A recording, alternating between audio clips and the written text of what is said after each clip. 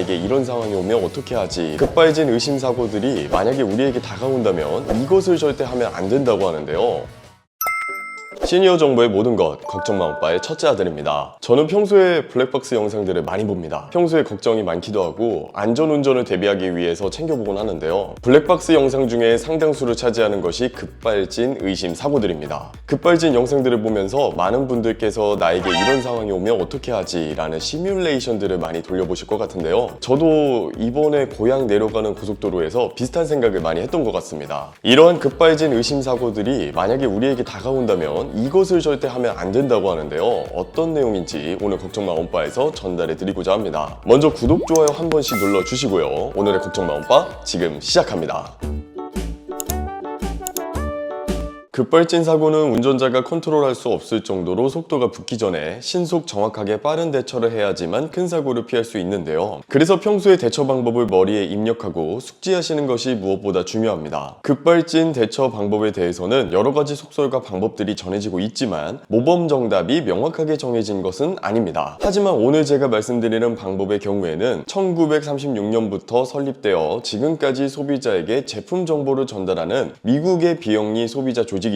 컨슈머 리포트에서 제공한 방법을 토대로 제작하였습니다. 대부분의 사람들이 급발진이 의심되었을 때 가장 먼저 취하려고 하는 행동 중에 하나가 시동을 끄는 행위입니다. 그런데 컨슈머 리포트에서는 이 방법을 추천해주고 있지 않습니다. 이유는 명확한데요. 시동을 꺼버리게 되면 핸들이 잠겨버리기 때문입니다. 핸들이 잠겨버리는 순간 차를 제어할 수가 없게 되죠. 그리고 사이드 브레이크 관련해서도 생각을 많이 하실 텐데요. 레버식 사이드 브레이크 경우에는 제동에 도움을 많이 주지만 전자식 사이드 브레이크의 경우에는 3초간 손가락으로 들고 있어야 하는 단점이 있죠. 급발진 상태에서 3초의 시간 굉장히 소중합니다. 그렇기 때문에 더 먼저 해야 할 일이 있습니다. 컨슈머 리포트에서 제공한 급발진 대처 5단계는 다음과 같습니다. 가장 먼저 해야 할 일은 브레이크를 정말 세게 밟는 일입니다. 급발진이 걸린 경우에는 보통 브레이크가 딱딱하게 굳어 있다고들 하는데요. 정말 브레이크가 부서진다는 생각으로 세게 밟아야 한다고 합니다. 이때도 아직은 엔진을 끄지 말아야 한다고 하네요. 이때 엔진을 꺼버리면 스티어링,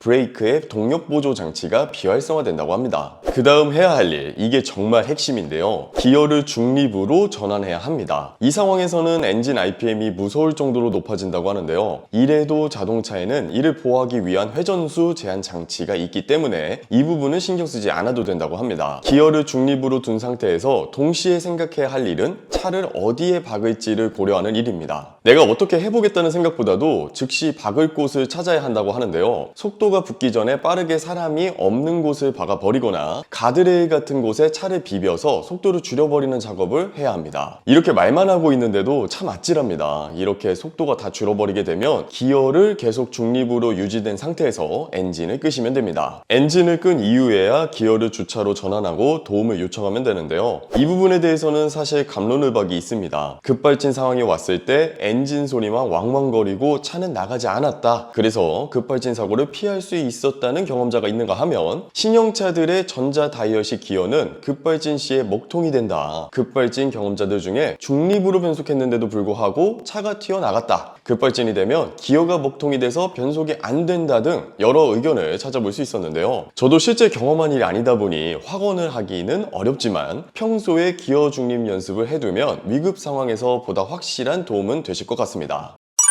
마지막으로 급발진 사고를 예방할 수 있는 몇 가지 방법을 소개하면서 마무리 지어보도록 하겠습니다. 가장 먼저 시동을 두 번으로 나눠 거는 방법이 있는데요. 자동차는 시동이 걸릴 때 전압이 여러 곳에 공급되기 때문에 모든 전자 시스템이 하나로 연결되기까지 시간이 필요하다고 합니다. 그래서 브레이크를 밟지 않은 상태에서 1차 시동을 건 후에 계기판, 경고등, 내비게이션이 다 켜지고 나면 브레이크를 밟으면서 2차 시동을 거는 방법이 추천되고 있습니다. 그리고 급발진은 자동차의 시동을 건 뒤에 출발 직후에 많이 발생하는지라 시동을 건 후 1, 2분 정도 워밍업을 해주는 것이 사고 예방에 도움된다고 합니다. 그리고 자동차에 설치된 전자 센서들이 습기에 취약하기 때문에 차량의 문과 창문을 닫고 히터를 틀어서 건조시켜주면 센서가 오작동될 확률이 줄어든다고 합니다. 그래서 이런 과정들을 정기적으로 해줘서 사고를 예방하는 것도 도움이 될 것 같습니다.